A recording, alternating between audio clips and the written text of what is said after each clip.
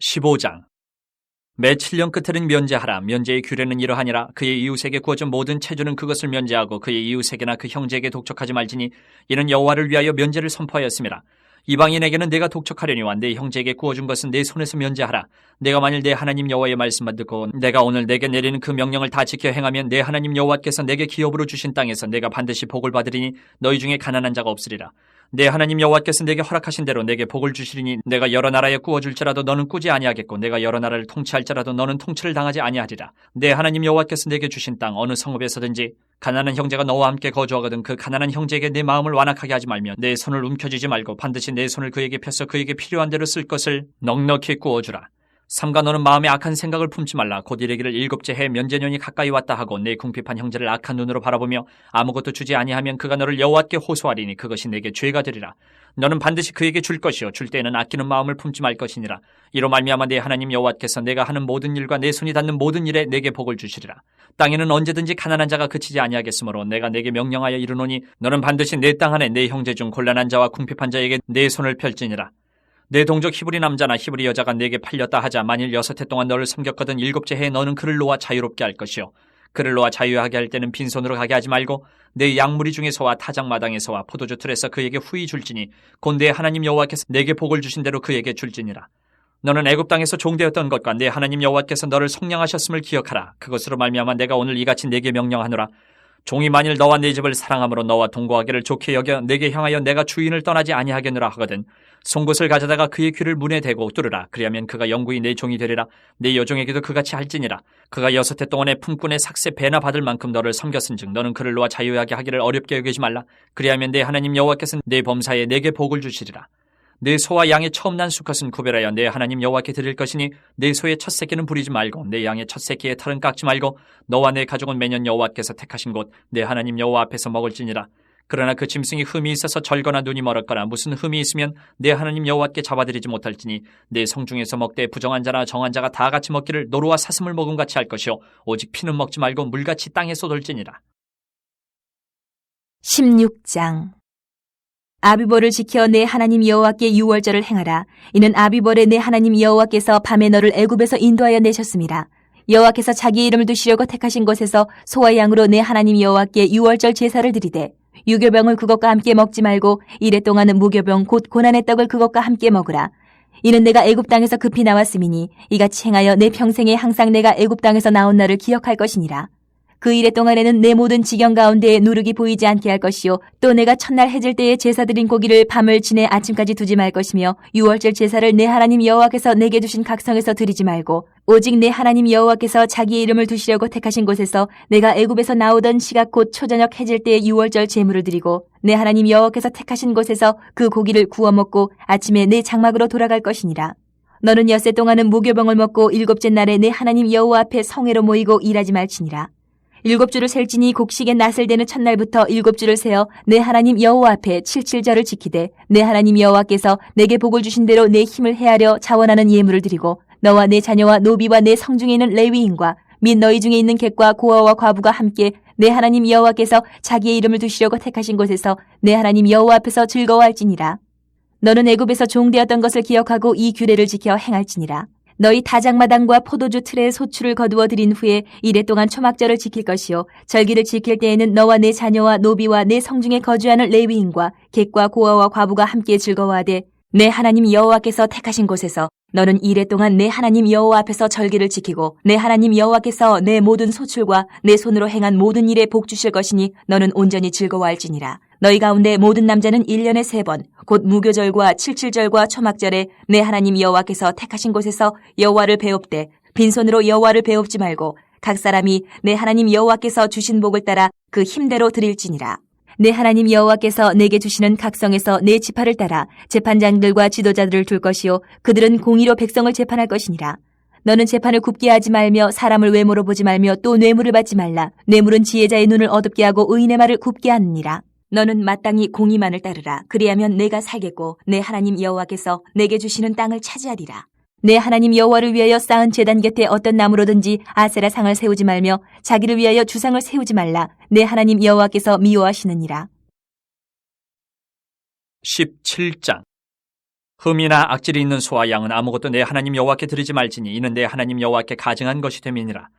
내 하나님 여호와께서 내게 주시는 어느 성 중에서든지 너희 가운데 어떤 남자나 여자가 내 하나님 여호와의 목전에 악을 행하여 그 언약을 어기고 가서 다른 신들을 섬겨 그것에게 절하며 내가 명령하지 아니한 이를 성신에게 절한다 하자.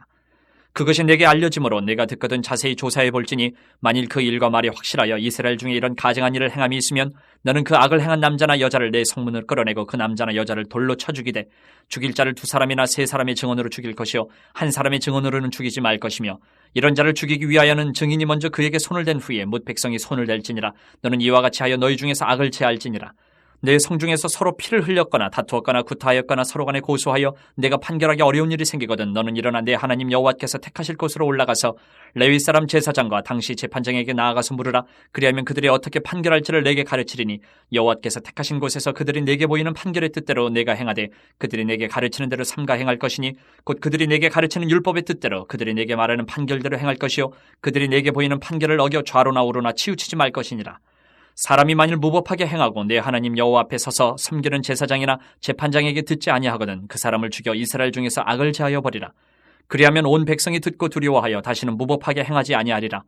내가 내 하나님 여호와께서 내게 주시는 땅에 이르러 그 땅을 차지하고 거주할 때에 만일 우리도 우리 주위의 모든 민족들 같이 우리 위에 왕을 세워야겠다는 생각이 나거든 반드시 내 하나님 여호와께서 택하신 자를 내 위에 왕으로 세울 것이며 내 위에 왕을 세우려면 내 형제 중에서 한 사람을 할 것이요 내 형제 아닌 타국인을 내 위에 세우지 말 것이며 그는 병마를 많이 두지 말 것이요 병마를 많이 얻으려고 그 백성을 애굽으로 돌아가게 하지 말 것이니 이는 여호와께서 너희에게 이르시기를 너희가 이후에는 그 길로 다시 돌아가지 말 것이라 하셨음이며 그에게 아내를 많이 두어 그의 마음이 미혹되게 하지 말 것이며 자기를 위하여 은금을 많이 쌓지 말 것이니라. 그가 왕위에 오르거든 이 율법서의 등사본을 레위 사람 제사장 앞에서 책에 기록하여 평생이 자기 옆에 두고 읽어 그의 하나님 여호와 경외하기를 배우며 이 율법의 모든 말과 이 규례를 지켜 행할 것이라. 그리하면 그의 마음이 그의 형제 위에 교만하지 아니하고 이 명령에서 떠나 좌로나 우로나 치우치지 아니하리니 이스라엘 중에서 그와 그의 자손이 왕위에 있는 날이 장구하리라.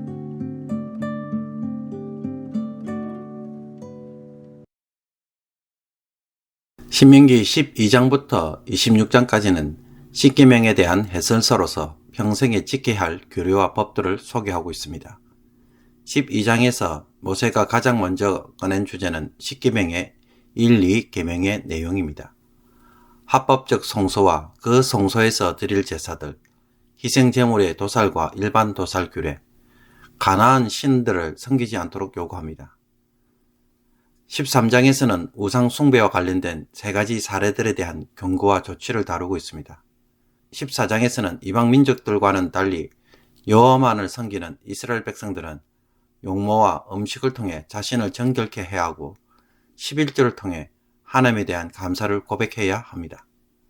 신명기 12장에서 14장까지가 십계명의 1, 2, 3계명을 다루었다고 한다면 15장은 제4계명인 안식일과 관련된 주제를 다루고 있습니다. 이것은 전반적으로 십계명의 틀을 따른다는 것이지 엄격하게 논리적으로 따르는 것은 아님을 미리 아시기 바랍니다. 안식년은 7년째가 되는 해로서 면제년이라고 말하기도 합니다. 1절에서 면제하라는 말로 시작해서 면제의 규례가 소개되고 있기 때문입니다. 원래 안식년의 기본 의미는 땅의 안식으로 농사를 중단하여 땅을 쉬도록 합니다. 레위기에 이런 안식년과 달리 신명기에서 다루는 안식년은 하나님의 면제를 선포하여 이웃에게 진 빚의 면제나 탕감에 초점을 맞추고 있습니다. 이방인들에게는 해당되지 않기에 독촉할 수 있었습니다. 이런 안식년을 통해 기대하는 것은 이스라엘 자손 중에 가난한 자가 없게 하는 것입니다. 그런데 안식년이 가까이 오면 빌려준 돈을 받지 못할 수 있기에 사람들이 형제의 곤란과 궁핍함을 돌아보지 못할 수가 있습니다. 하나님은 여기에 대해 거저 주는 마음으로 빌려주고 요구합니다. 필요한 대로 넉넉히 주며 악한 생각과 아끼는 마음을 가져서는 안 된다고 말합니다. 이런 안식년 뒤에 가축의 첫 새끼를 바치는 규정이 나오는 것은 아마도 이것이 처음 난 것에 대해 일을 시키면 안 되기 때문에 함께 언급한 것으로 보입니다. 가축의 첫 새끼의 수컷은 8일째 바쳐서 제사장의 몫으로 드려야 했습니다. 그러나 매번 첫 새끼가 날 때마다 성소에 가는 것이 쉽지 않기에 8일 후면 어느 때든지 가능하여 일을 시키지 않고 털도 깎지 않고 잘 보관하여 한날에 바쳤을 것으로 보입니다. 만약 첫 새끼가 절거나 눈이 멀어 험이 있다면 제물로 바치지 못하며 성중에서 다른 짐승을 잡아먹듯이 피를 다 쏟은 후에 이웃과 나눠 먹을 수 있었습니다. 안식년이 언급됐기에 절기도 함께 소개되고 있습니다. 유월절과 칠칠절, 초막절이 나오는데 이 세 절기는 이스라엘의 모든 남자가 반드시 지켜야 할 절기로서 성소에 빈손으로 나오지 않고 하나님이 주신 복을 따라 힘껏 드리도록 했습니다. 유월절은 종교력에 따라 음력 1월 14일 저녁에 유월절 양이나 염소를 잡아 무교병과 함께 고기를 먹는 절기입니다. 15일에 무교절이 시작되고 21일까지 7일간 누룩 없는 떡, 즉 무교병을 먹으며 7일간 성소에서는 계속해서 많은 제사가 드려집니다. 출애굽기에서는 각자 처소에서 짐승을 잡아서 거기서 먹었던 것이 신명기에 와서는 성소에 올라와 짐승을 잡아 성소 근처에서 먹도록 했고, 흠없는 일련된 순양과 순염소에서 신명기에는 수소도 가능한 것으로 설명하고 있습니다. 1월 15일이 무교절이 시작되는데 그날은 안식일입니다. 그 다음 날 16일은 보리추수를 감사하는 초실절이 시작됩니다. 이 날로부터 7주간이 지나면 7번의 7, 즉 77절이 됩니다. 이때는 보리가 아닌 밀추수를 감사하는 절기입니다. 초막절은 음력 7월 15일에서 22일까지 8일간 지키는 절기로 가을에 과일추수를 축하하고 감사하는 절기입니다. 다른 말로 수장절이라고도 합니다. 초막절은 광야에서 천막을 치고 살았던 것을 기념합니다. 신명기 16장 18절에서 18장 22절까지는 이스라엘의 정치 및 종교 지도자들의 규례를 중심으로 구성되어 있습니다. 재판관과 왕과 제사장, 선지자가 여기에 해당합니다. 먼저 하나님은 각 성에서 지파를 따라 재판장들과 지도자들을 두도록 하셨습니다. 재판장은 사사에 해당하는 말이고 지도자는 수령의 의미를 가지고 있어서 아마 장로가 여기에 해당하지 않을까 추측합니다. 이들은 백성들을 재판하는 역할을 감당하는데 공정한 재판을 위해 세 가지 원칙을 반드시 지키도록 요구합니다. 판결을 왜곡하지 말고 외모로 판단하거나 편견을 갖지 말며 뇌물을 받지 말라는 것입니다. 그리고 이스라엘 백성들이 하나님이 지정하신 곳에 자신을 위한 제단을 쌓을 때 제단 주변을 이방 양식으로 꾸미거나 아세라상, 주상과 같은 돌기둥을 가져다 놓지 못하게 하였습니다. 이것은 하나님을 섬기면서 우상 숭배로 이어질 수 있게 금지하였던 것입니다. 그리고 흠이 있거나 병든 짐승을 희생제물로 드리는 것도 금지되었습니다. 그런데 이런 금지에도 불구하고 엄밀하게 우상을 숭배하다가 발각된 경우에 대해서는 어떻게 재판을 해야 할까요? 소문의 진상을 조사하고 사실로 드러나면 즉각 체포해서 성문 밖으로 끌어내어 모든 남녀가 돌을 던져 사형시키도록 했습니다. 이런 범죄 사실이 명확하도록 하기 위해 반드시 두세 증인이 있어야 했고, 증인들이 우상 숭배자들에게 돌을 먼저 던져 사형을 집행하면 이어서 백성들이 동참하였습니다. 재판관이 일반적인 문제를 다루지만 살인이나 재산 다툼과 같은 법적 소송, 폭행과 같은 사건을 만나 해결하기 어려우면 성소의 법정을 통해 처리하도록 했습니다. 이곳은 재판관과 제사장이 함께 이 소송건을 판결했습니다. 이 성소 법정에서 최종적인 판결이 이루어지면 모두가 그 판결을 따라야 했고, 여기에 불복하고 불순종하면 그 사람을 죽여 악을 제하여 버리고 두려워하도록 하였습니다. 재판관에 이어 왕에 대한 규례가 나오는데 여기에서는 왕의 자격과 금기, 의무를 다루고 있으며 권한과 특혜에 대해서는 아무런 언급이 없습니다. 사실 왕의 제도는 하나님이 왕이시기 때문에 인간 왕을 불필요로 하고 하나님이 기뻐하시는 제도는 아니었습니다. 그러므로 하나님은 상황에 따라 왕의 제도가 필요한 경우 세울 것을 허용하셨고, 특정인이 스스로 권력을 차지해서 세우는 것이 아니라 백성들에 의해 선택될 수 있도록 하셨습니다. 왕이 될 수 있는 자격은 두 가지였습니다. 첫째는 하나님이 택하신 자로 선지자에 의해 기름 부음을 받아야 했습니다. 둘째는 이스라엘 백성 중에 세워져야 했습니다. 타국인은 될 수 없는데 이것은 다른 그 어떤 이유보다 그가 언약의 백성이 아니기 때문에 허용이 되지 않았습니다. 왕의 금기사항은 많은 말을 두지 말 것과 많은 아내를 두지 말며 또한 재산을 축적하지 말아야 했습니다. 그리고 왕에게는 많은 것들이 요구되겠지만 율법은 단 한 가지 의무만 부과합니다. 그것은 율법책을 복사해서 그것을 읽고 연구하고 순종하라는 것입니다. 이것은 왕의 역할과 통치 원리가 단 하나에 기초하고 있음을 보여줍니다. 즉 하나님의 말씀을 따라 왕은 통치를 해야 한다는 것입니다.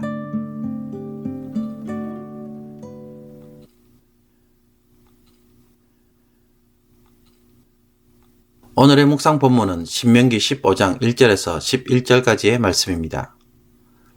율법을 깊이 묵상하면 깊이 깨닫게 되는 것이 한 가지가 있습니다.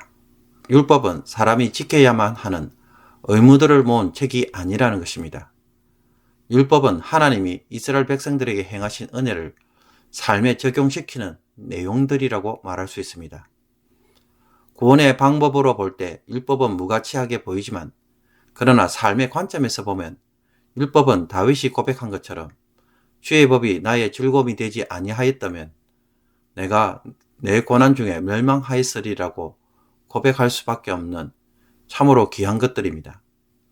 오늘 우리가 읽은 본문을 보면 안식년에 대해 이야기를 하고 있습니다. 안식년은 안식일에 기초하고 있죠. 출애굽기 20장을 보면 십계명을 통해 안식일을 지켜야 할 이유를 이렇게 표현합니다. 이는 엿새 동안 나 여호와가 하늘과 땅과 바다와 그 가운데 모든 것을 만들고 일곱째 날에 쉬었음이라. 하나님이 6일간 창조하신 후 안식하셨으니 너희도 안식해야 한다는 것입니다. 그런데 신명기 5장에 나타난 십계명을 보면 너는 기억하라. 내가 애굽 땅에서 종이 되었더니 내 하나님 여호와가 강한 손과 편팔로 거기서 너를 인도하여 내었나니 그러므로 내 하나님 여호와가 내게 명령하여 안식일을 지키라 하느니라 라고 말합니다. 신명기에서는 안식일을 지켜야 할 이유가 다르게 나와 있습니다. 하나님이 이스라엘을 애굽의 종살이에서 구속하셨기 때문에 안식일을 지켜야 한다고 말합니다. 둘 다 모세가 한 말인데 서로 다른 내용을 말하고 있어서 서로 충돌하는 것처럼 보입니다. 그러나 창세기의 내용을 구속에서 관점에서 보면 구속과 안식은 같은 말이라는 것을 쉽게 알 수가 있습니다. 하나님은 혼돈과 공허한 세상을 구속하셔서 질서와 조화를 이루는 세상을 만드셨습니다. 이러한 완전한 창조는 궁극적으로 하나님의 안식에 참여하여 완성되도록 합니다. 그렇다면 하나님이 이스라엘 백성들을 애굽의 종노릇 하는 삶에서 구속하여 이루도록 하시는 것도 어디입니까? 하나님의 안식입니다. 즉 하나님이 주신 생명을 통해 그것을 드러내고 누리는 것이 바로 안식입니다. 하나님이 주신 은혜와 영광에 참여하는 것입니다.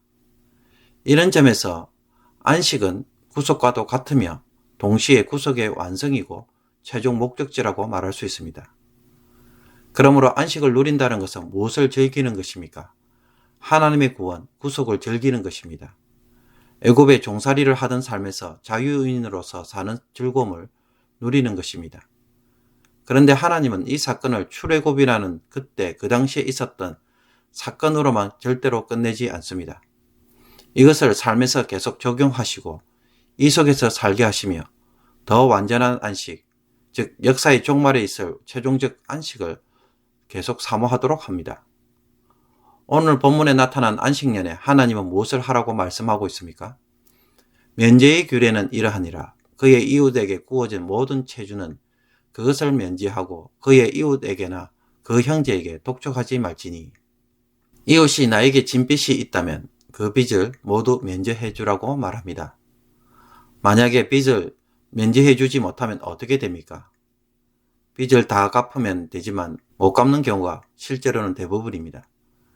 빚진 자는 어려운 형편에 있는 자들이고 그런 자들이 빚을 빨리 갚는 경우는 드물기 때문입니다. 그러면 빚진 자는 다른 사람의 종으로 평생 살아갈 수가 있고 빚으로 인해 이스라엘 백성들 대부분이 부한 자들의 노예로 전락하는 경우가 발생합니다. 역사를 보면 항상 대지주에 의해 농민들이 노예로 전락하는 경우가 허다한 것을 볼 수가 있습니다. 안식년을 선포함으로 노예의 삶에서 해방시키는 것. 이것이 안식년의 기본 목적입니다. 노예가 될 자를 구속하는 것입니다. 원래 레위기에서 말하는 안식년은 사람이 아닌 토지를 쉬게 하는 것에 있습니다. 토지가 뭔가를 끊임없이 노예처럼 생산하는 것을 막고 쉬도록 하는 것입니다. 땅을 착취하지 말라는 것입니다. 이것이 사람에게도 적용되어서 모든 빚을 면제해 줌으로써 노예로 전락하는 것을 막는 것입니다. 그러므로 빚진 자에게 안식년은 어떤 의미입니까? 자유와 해방을 경험하는 구속의 날인 것입니다. 하나님은 이스라엘이 애굽의 종살에서 벗어난 이 구속의 사건을 이스라엘 사회를 세우는 원리로 사용합니다. 한 사람의 삶을 안식일과 안식년, 희년으로 이어지는 시간 속에 두고 기억하고 기념하며 적용하도록 합니다. 이것이 바로 율법입니다.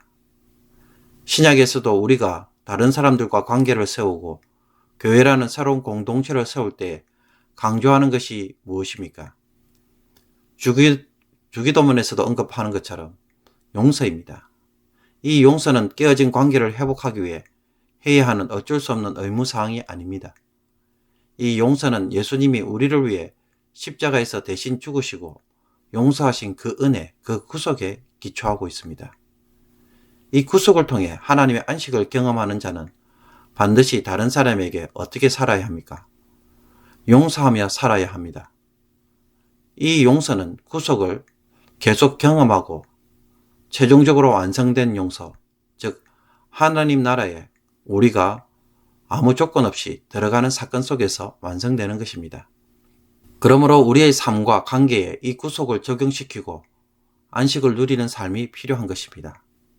그러나 현실적으로 보면 나도 없는 중에 빌려주었는데 안식년 때문에 못 돌려받으면 얼마나 큰 손해입니까? 그런데도 빌려주고 안식년이라고 해서 면제해주면 어떻게 됩니까? 결국 내가 빌려주는 돈은 받을 돈이 아니라는 것입니다. 그 사람을 살리기 위해 거저주는 것입니다. 빌려주는 사람은 그 사람이 살 수 있도록, 회복될 수 있도록 그냥 주는 돈이고, 그래서 은혜입니다. 빌리는 입장에서는 그냥 받는 돈이 아니라 갚아야 할 돈으로 생각하고 살아야 할 돈입니다. 하나님은 우리가 값없이 은혜를 받았으니 값없이 베풀어서 내 이웃을 살리는 자가 되기를 원하십니다. 이것이 하나님이 오늘날에도 우리의 삶 속에서 행하시는 구속이고 안식입니다. 율법은 바로 구속의 적용이라고 말하는 이유가 바로 여기에 있습니다. 그러므로 내 주변 사람들과의 관계를 항상 채권과 채무의 관계가 아닌 살리기 위해 거저주고 면제해 줌으로써 하나님의 구속을 일상의 삶 속에서 한번 실천할 수 있기를 원합니다. 그런 삶이 바로 하나님의 사람, 예수님의 삶을 살아가는 사람일 것입니다. 누군가가 뭔가 해야만 하는 것에 매여 안식을 경험하지 못하고 있다면 그를 자유하게 해주는 일을 한번 해보십시오. 가정일에 지친 아내가 하루쯤은 아무것도 하지 않아도 될 정도로 남편들이 한번 배를 한다든지, 직장이나 가게에서 일하는 사람들에게 한번 하루쯤 휴가를 주고 쉬도록 함으로써 삶에 너무 매여 영혼이 공고해지지 않도록 배려할 때에 그것이 오늘 십자가의 은혜로, 십자가의 구속으로 사람들에게 안식을 선포하는 귀한 일이 될 것입니다.